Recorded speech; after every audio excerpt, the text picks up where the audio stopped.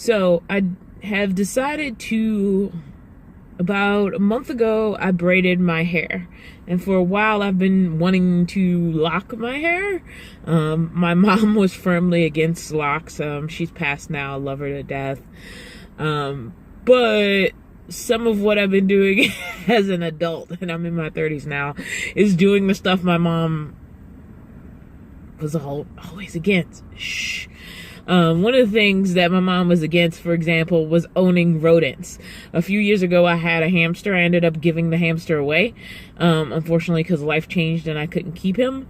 But yeah, like, my mom's opinion on rodents were supposed to be kept from the house, not brought into the house. And a few years ago, I got me a hamster. His name was Russell. He was adorable. He was a little bit of a jerk. I tend to be amused by animals that are jerks. But yeah, so I did that. I had a rodent, as a pet, especially because it was at a time where I couldn't have a dog or a cat. And so locks, my mom thought going natural was a lazy hairstyle. She just grew up in a different era. She felt like I was being lazy. Her perspective on dreads is kind of antiquated. She thinks of them as sort of this dirty hairstyle. I have always been afraid to get them because I was afraid I wouldn't be able to maintain them. But you know what? I've had to face a lot of scary things living in the car. Like, I felt weird, honestly, the first time I went in a truck stop to take a shower. Like, it felt like super weird. When I got my gym membership,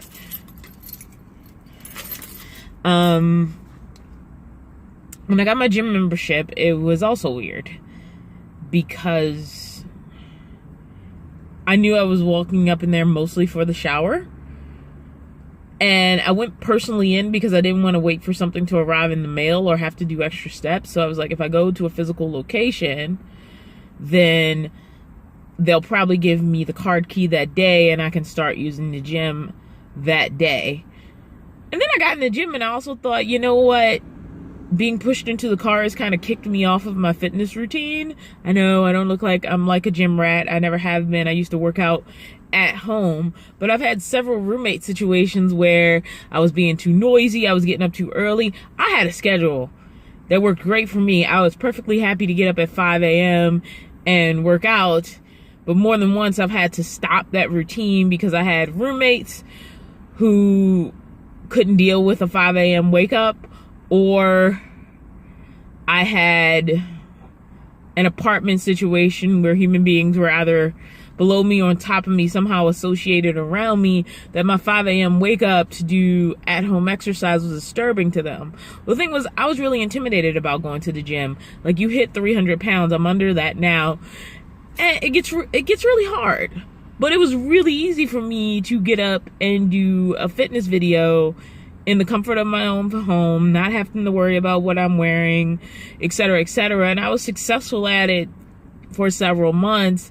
But I kept hitting these situations where I had to stop, not because I couldn't easily get up and do workouts at 5 a.m., but because it was disturbing to other people, and ultimately I couldn't make it work in trying to respect other people's lifestyles, which I totally think you should do.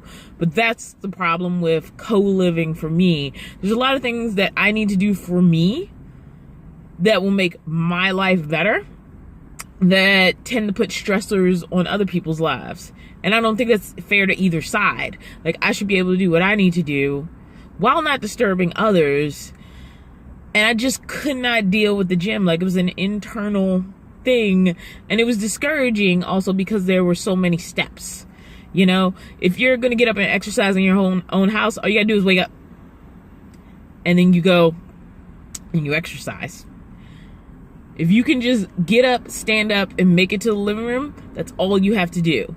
With the gym, there's a lot more steps. You have to get up. You have to prepare yourself in some way to get to the gym. If you don't have a system for having a gym bag packed, you're probably going to want to pack one. And if you have some sort of job you have to get to in the morning, you either need to fit it in the morning, or you need to fit it in the evening. Another time I was actually successful and I was using a gym is when I was in college, because I had an accessible free gym, and I lost a significant amount of weight during that period of my life because I had something that was convenient. So I had an hour in between classes, and I was like, you know what, I'm gonna fill that hour with the gym. And it was really easy to do, and it's easy to commit to because I was already on campus. There was a gym there and I already had free access to it, and so I used it. Fast forward to the future, I found workout videos, most of them through Beachbody. And I really honestly love those videos. I wish I had a room I could go to and use those fitness videos like today in life. But now we're getting into too many steps again. So success, and I'm not giving myself an excuse. Like, if you really want to do something, you can do anything. Like for some people, getting up at 5 a.m. just to go to their living room is really, really hard.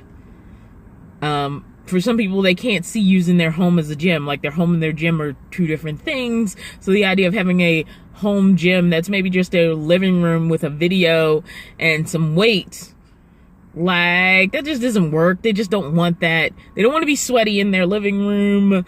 They don't want their living room to possibly smell like a gym. They might have their reasons. So everybody has their reasons for what works for them and what doesn't. And it's all about sort of this mental motivation. My thing is, how many steps are involved? The good thing about now my shower being the gym is now I'm in the gym, the equipment's there. I have used the gym before. Like I said, I've used it in college, and it was because it was convenient. I liked working out at home by myself so much better. Like, I'm a natural introvert, so that really worked for me. It was just about me and the video. I turned it on, I followed instructions for a certain amount of time, and then I got off. What I didn't like about my college gym is sometimes I would go in, I'd put on my music, I'd have a plan, I'd get to a machine and somebody else was using it. And yes, I could reconfigure my plan, but again, now there's been a barrier. I was super determined, and there's a barrier. Now, I still got through my day. I would reorganize my day, but it always took me down because I like having a plan. I'm not a random person. I like having a plan. I like knowing what's going on. I've learned to be more adjustable when there isn't a plan, but I like a plan.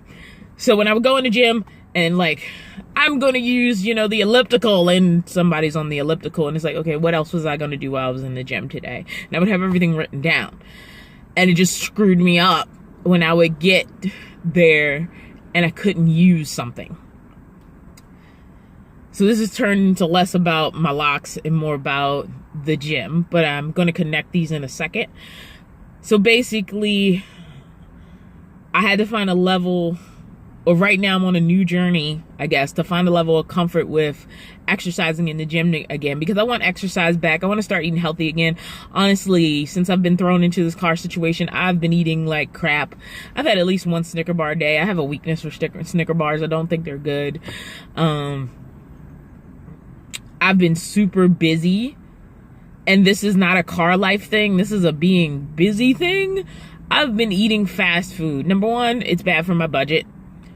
And number two, it's bad for my diet. And I have food back there, and I can buy fresh fruits, and it's not that hard because I'm staying in a residential local city situation. It's not that hard for me to honestly buy fruit every couple of days. One of my learning is also learning how to pare down. Honestly, yes, it's cheaper sometimes to buy a whole bunch of things, but I don't have refrigeration anymore.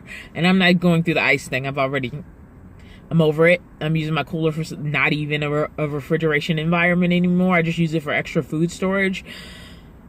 But honestly, fruit's good not being refrigerated for a couple of days. People leave fruit bowls out all the time. So if I grab a couple of apples, an orange, and 2 bananas, and then in 3 days I buy a couple more, that's not going to harm me. If I buy a green pepper or some bell peppers, maybe chop those up, get a couple of other things, maybe get some cucumbers. I'll eat cucumbers like snacks. I honestly love them, but I need to re-implement